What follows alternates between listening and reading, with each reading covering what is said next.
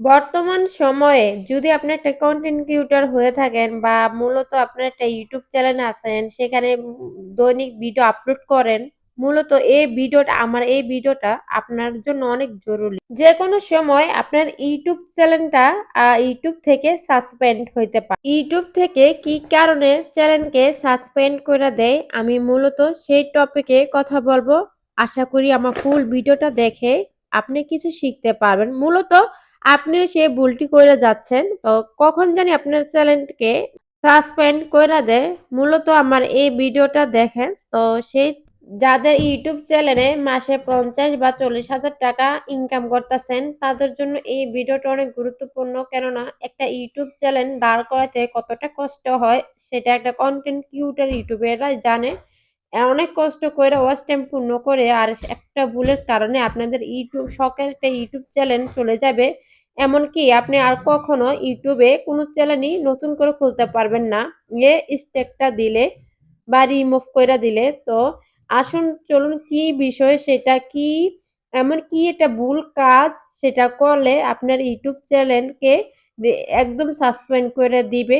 আসুন চলুন এবার ঘুরে শুনে আসি সে বিষয়টা কি সারকাম ইস্যু পলিসি মানে কি এটা? এটার মানে ইউটিউবের সাথে প্রতারণা।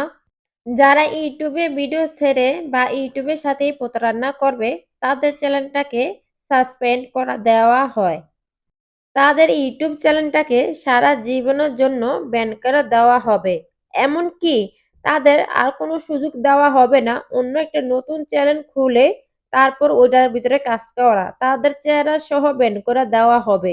তো আপনারা সাবধান। এই পলিসির হাত থেকে আপনারা মূলত এটাই হইছে সারকাম ইস্যু পলিসি। এমন কাজ করার থেকে একটু বিরত থাকেন।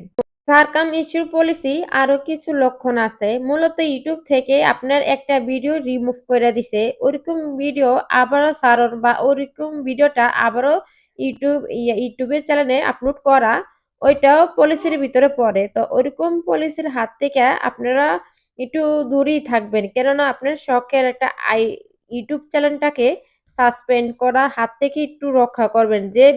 যে ভিডিও আপনি রিমুভ কইরা দিছে ওই ধরনের ভিডিও বা ওই প্রসঙ্গের এই ভিডিও আপনি কখনো আর আপনার ইউটিউব চ্যানেলে আপলোড করবেন না।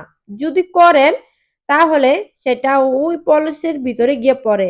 পরে আপনার চ্যানেলকে সাসপেন্ড করে দিতেও পারে। এজন্য আপনাদেরকে বলছি একই ভুল বারবার করা যাবে না। দ্বিতীয় টপিক হইছে একই ভিডিও বারবার আপলোড করা। মূলত এরকম ভিডিও বানিয়ে আপনি অনেক টাকা ইনকাম করতে পারবেন। যখন আপনার চ্যানেলটা বড় হবে বা ইউটিউবের নজরে আসবে, তখন আপনার চ্যানেলের এইরকম ভিডিও দেখলে তখন আপনার চ্যানেলটাকে সাসপেন্ড করে দেওয়া হবে। সারকাম ইস্যু পলিসিটা এটা চলে আসবে। এটা আসলে মূলত আপনি ইউটিউবে যতই মিনতি করেন না কেন, আফসোস করেন না কেন, তখন সারা জীবনের জন্য আপনাকে আফসোস করে যেতে হবে। তো আসুন আমরা সবাই ভিডিও আপলোড করি, যেগুলো ভিডিওর ভিতরে ইউটিউবের থেকে যদি রিমুভ করে দেওয়া হয় তাহলে বুঝে নিবেন আপনার ওই ধরনের ভিডিও করতে পারবেন না। ওই ধরনের ভিডিও বারবার আপলোড করলে আপনার চ্যানেলটাকে সাসপেন্ড করা যাবে। তারপরে পরের পলিসিটা হইছে মিথ্যা তথ্য দেওয়া। মিথ্যা তথ্য দিয়ে ইউটিউবের ভিডিও বানানো আবারও সেই ভিডিও আপলোড করা, সেটা সে ইস্যুর ভিতরে তালিকা পড়ে। তো আমার এই ছোট্ট একটি ভিডিওতে আমি আপনাদেরকে অনেক আগ্রহে জানানোর চেষ্টা করছি কি ভুল করলে আপনার চ্যানেলটাকে একদম সাসপেন্ড করে দিতে পারে। তো ভালো লাগলে আমার ভিডিওটা শেয়ার করে দিবেন। আর মূলত অন্য ভাই বোনেরা যেন জানতে পারে এই পলিসিটার নামে বা কি কারণে সাসপেন্ড করে দেওয়া হয়। তো আমার চ্যানেলটাকে যারা সাবস্ক্রাইব করেন নাই, সাবস্ক্রাইব করে পাশে থাকবেন। তো আজকের জন্য বিদায় নিলাম। আল্লাহ হাফেজ।